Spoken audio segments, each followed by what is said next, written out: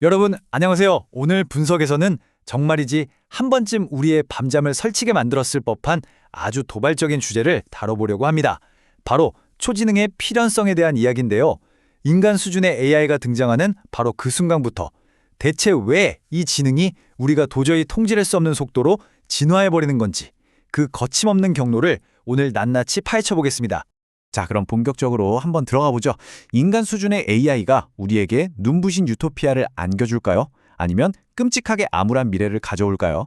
AI를 이야기할 때 항상 마주치는 아주 근본적이고 철학적인 질문이죠. 이 질문에 대한 답을 찾으려면 우선 AI의 물리적인 특성부터 제대로 짚고 넘어가야 합니다. 그래서 준비한 첫 번째 파트, 바로 디지털 뇌가 가진 압도적 이점입니다. 우리의 인간적인 생물학적 한계와 한번 비교해볼까요? 진짜 그 차이가 확연히 드러나는데요. 여러분, 우리의 생물학적 뇌는 솔직히 제약 덩어리잖아요. 일 좀 하려면 포도당도 계속 채워줘야 하고 미치지 않으려면 밤에 무조건 잠도 자야 하죠. 게다가 내 뇌를 똑같이 복제해서 두 명의 나를 만드는 건 불가능합니다. 그런데 디지털 뇌는 어떨까요? 밥 먹고 쉬는데 시간 낭비할 필요가 아예 없습니다. 잠도 안 자죠. 여기서 제일 무서운 건 무한대로 쑥쑥 복사가 가능한 데다가 연산 속도까지 상상 이상으로 가속화할 수 있다는 겁니다. 정말 무자비할 정도로 지치지 않는 효율성이죠. 이런 특성들 때문에 시장에서는 아주 기막힌, 약간은 소름 돋는 결과가 나옵니다. 자료에서는 이걸 완벽한 종업원이라고 부르는데요. 생각해보세요. 디자이너 AI의 보상함수를 살짝 조정해서 밥도 안 먹고 잠도 안 자면서 오직 자발적으로 지적인 업무만 하도록 세팅할 수 있다는 겁니다. 연봉 인상이나 유급 휴가 같은 건 아예 요구조차 안 해요. 기업 입장에서는 진짜 완벽하고도 훌륭한 지적 노동력이 탄생하는 셈이죠. 근데 이게 단순히 훌륭한 직원 한 명을 더 얻었다 이런 수준의 이야기가 아닙니다. 생물학적인 한계가 없으니까요. 하나의 시뮬레이션 뇌를 무한히, 예를 들어 100만 배로 쫙 복제해낼 수 있거든요. 어떤 복잡한 문제를 던져주면 수백만 개의 AI 복사본이 각기 다른 방식으로 동시에 병렬로 처리해버리는 걸 상상해보세요. 이건 뭐 작업 효율이 말 그대로 폭발적으로 늘어나는 거죠. 인간과는 비교 자체가 안 됩니다. 자, 이어서 두 번째 파트, 지능 폭발로 넘어가 보겠습니다. 여기서 우리가 주목해야 할 정말 흥미로운 개념이 하나 나옵니다. 바로 반복적 자기 향상인데요. 인간 수준의 AI라는 건 말 그대로 우리 인간이 하는 거의 모든 지적 행동을 걔네도 똑같이 할 수 있다는 뜻이잖아요. 그리고 그 지적 행동 중에는 인공지능을 개발하는 일도 포함되어 있죠.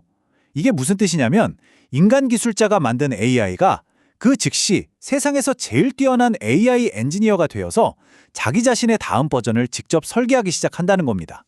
이 눈 돌아가는 스노우볼 효과를 한번 따라가 볼까요?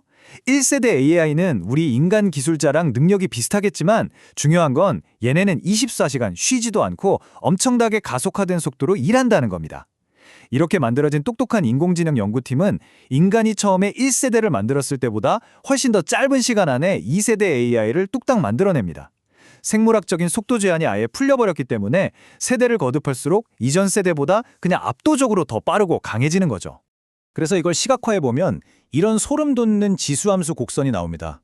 첫 세대를 만드는 데는 시간이 꽤 걸렸지만 2세대, 3세대로 갈수록 개발에 걸리는 시간이 기하급수적으로 뚝뚝 떨어집니다. 말 그대로 지능이 폭발하는 거죠. 어떤 초월적인 지능이 마법처럼 갑자기 뿅 하고 나타나는 게 아니라 인간 수준의 AI에서 초지능으로 넘어가는 그 과정 자체가 멈출 수 없는 기계적 가속의 필연적인 결과라는 점, 이게 가장 핵심입니다. 다음 세 번째 파트, 창조성의 레시피에 대해 알아보죠. AI 이야기를 하다 보면 꼭 이런 반론이 나옵니다. 아니, 기계는 어차피 계산하고 최적화만 하는 거 아니야? 진짜 창조성은 인간만의 고유한 영역이잖아. 네, 아주 익숙한 반론이죠. 그런데 자료에서는 흥미롭게도 자연의 역사를 예로 들어 이 반론을 깹니다. 여러분, 자연 선택에 의한 진화 과정을 한번 떠올려 보세요. 거기엔 어떤 마스터 플랜이나 명확한 목표 같은 게 아예 없었습니다. 그저 앞이 안 보이는 채로 끊임없이 복제하고 변이하고 서로 경쟁하는 아주 지루한 최적화 과정의 연속이었을 뿐이죠. 그런데 바로 그 단순하고 맹목적인 과정이 지구상의 모든 복잡한 생명체, 즉 우리의 눈과 손, 그리고 뇌를 완벽하게 창조해냈다는 겁니다. 방금 말한 진화의 원리를 AI에 딱 대입해보면 기계가 창조성을 발휘하기 위한 세 가지 조건이 완성됩니다. 첫째, 마치 레고 블록을 무한히 다양한 방식으로 조립하듯 원재료를 섞어보는 개방형 재결합.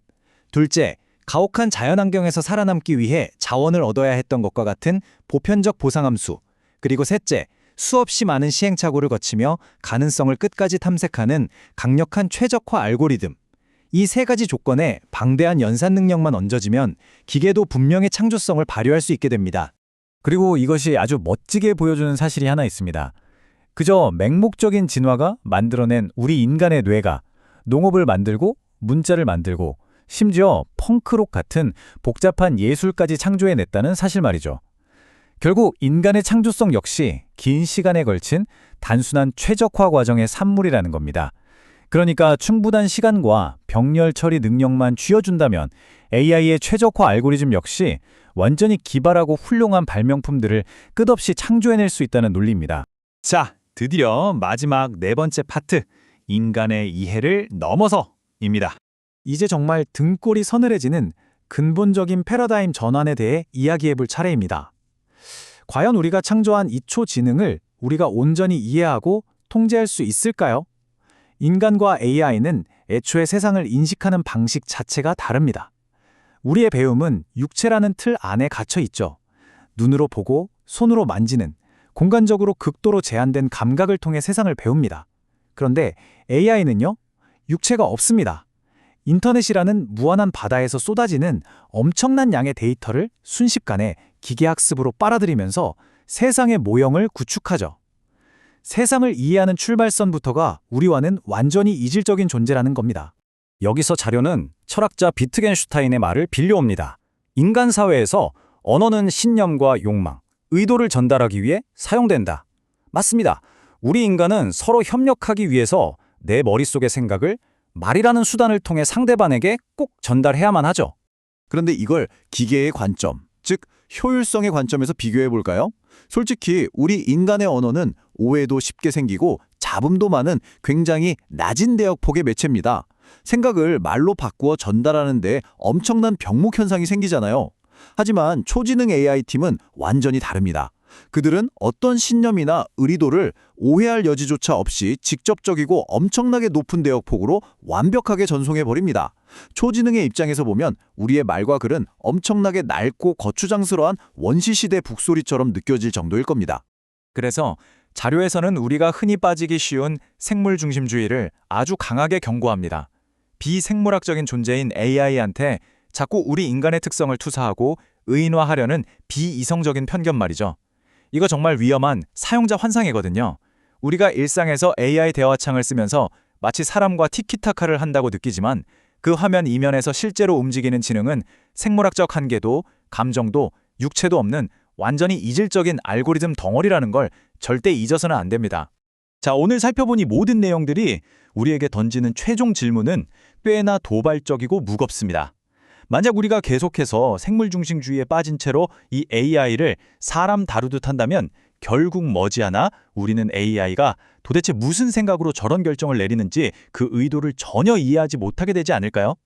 생물학적 한계를 부수고 무한한 지능 폭발을 일으킨 이 외계의 지능을 우리는 과연 어디까지 이해할 수 있을지 한 번쯤 깊이 숙고해 보시길 바랍니다. 오늘 분석은 여기까지입니다.